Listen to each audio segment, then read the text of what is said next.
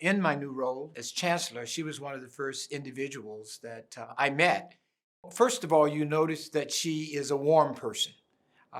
She has a pleasant demeanor about her and always a big smile.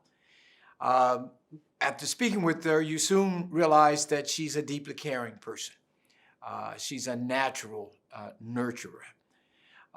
She also is a very smart person. She's versatile.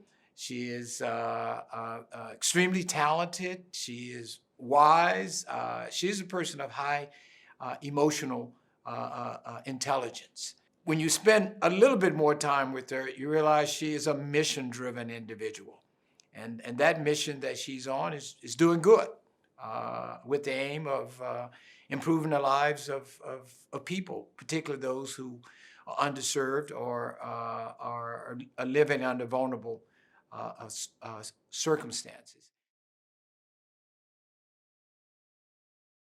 Internally, she was the person that ensured that we kept community health and our community partners on the agenda at the highest level of the organization, whether that was among our senior executive group or even at the level of our board of directors for the health system. That was one.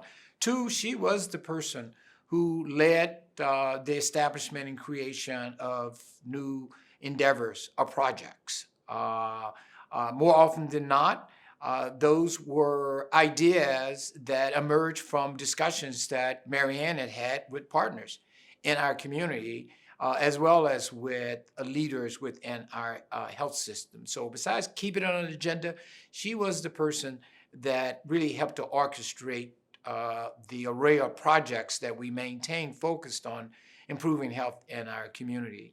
And then, as I say, she was highly effective. She was the person who helped us be accountable.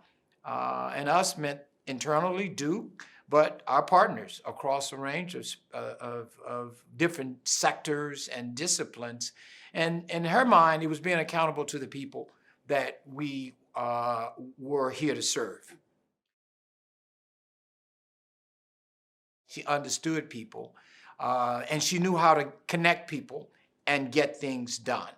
At the same time, she was a very organized and disciplined person when it came to driving toward an achievement. And while she had this pleasant demeanor with a smile, she could also be quite firm and direct when she felt that an individual or if we as a group were getting off track and being sidelined from what the real task and what the real goal at hand was. We continue to have community health as one of our missions. Many institutions will have three typical missions: patient care and education, research, our academic peers. We have four, and we come to the table with four. And the fourth one for us is community health. MaryAnn led the work and laid the foundation that elevated community health to the level of the other mission. In fact, there's an argument that we make that education and research and patient care are means to an end, where the ultimate end is improving the health of the people in the communities that we serve. That was MaryAnn who led the development of this kind of core value for our institution. Put another way, she helped institutionalize this at Duke, and at the same time, she elevated our expectations of our role and what we could contribute in the community. She elevated the expectations from our community partners of what we could achieve together as collaborative partners, again, focused on the people that we serve in our communities. I see those as two significant accomplishments and achievements because they're enduring even today beyond what she contributed directly when she was still with us. Initially, like so many others, just a deep sense of loss and sadness. It was at a couple of different levels. One, here was the quintessential public servant, an amazing individual. It's like a general in a battle for social justice and for equity that's been lost. And so you have to feel that if you see and understand just how valuable she was in advancing those cause. At the same time, MaryAnn was not just a dear colleague and a close partner. She had become a dear friend for me and for my wife. And so there was a personal loss that lingered for a long, long time. Today, still think about it. You don't stop thinking about MaryAnn.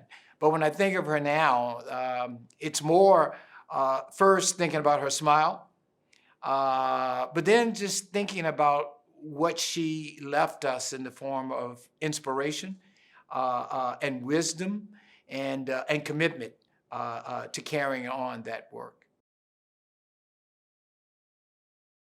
One would be Durham Project Access. This was an initiative that was completely community-led and developed, but brought to Duke Health as a result of MaryAnn being the bridge between the community and Duke Health to address a specific problem at the time. And that specific problem was the deficiency of specialists that were available out in the community to serve individuals who weren't coming to Duke necessarily for care, but were going to Lincoln Community Health Center, for example. Or we're seeing other community-based physicians, but couldn't get to the specialists once they had a diagnosis. And through this project, addressed that acute problem, and that still endures, and it continues to be highly effective in meeting that particular need. Then I think about Durham City of Medicine Academy.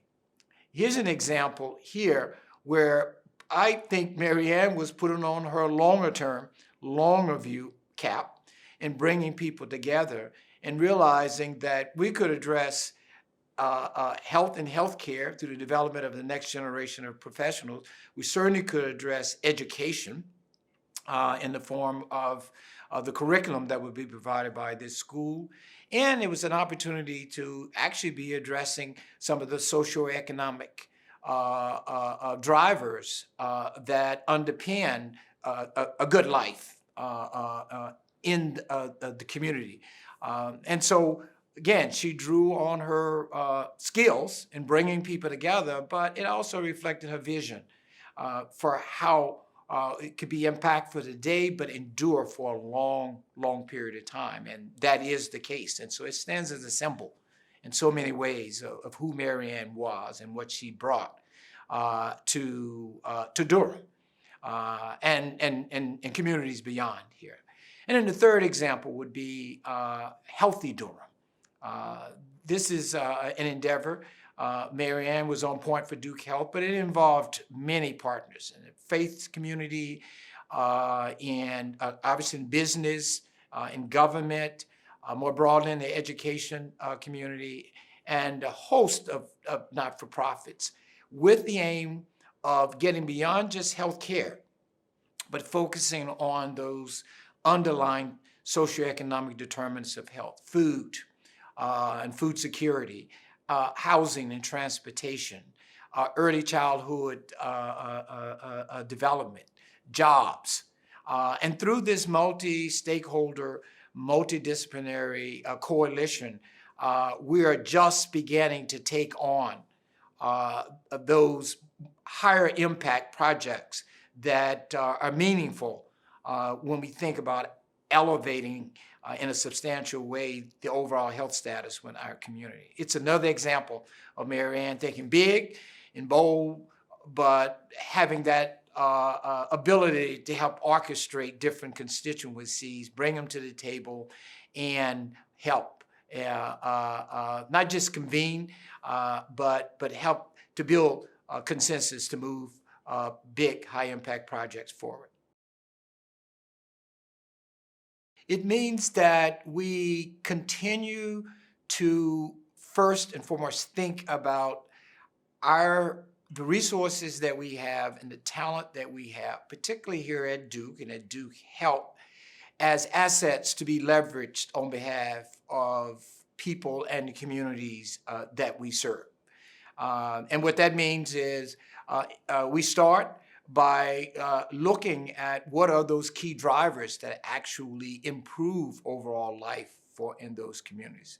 If we take, for example, what's happening right now with COVID, as a result of her legacy, we understand and we understood from day one that COVID was first about us taking care of people in our hospitals and our clinic, providing the highest quality, patient-centered care in our facilities. But we also understood that meant that we couldn't just stop at the door of our clinic or at our hospital, that we had to be thinking about what was happening in the community simultaneously, and the work that we would have to be involved in as good stewards of our resources, but also as good citizens in advancing racial and social and health equity. And so I see myself as, a shepherd of that legacy. But the good news is I'm not a lone ranger in this adventure. Because of who MaryAnn was, there are so many others who take great pride in carrying on the work of MaryAnn Black.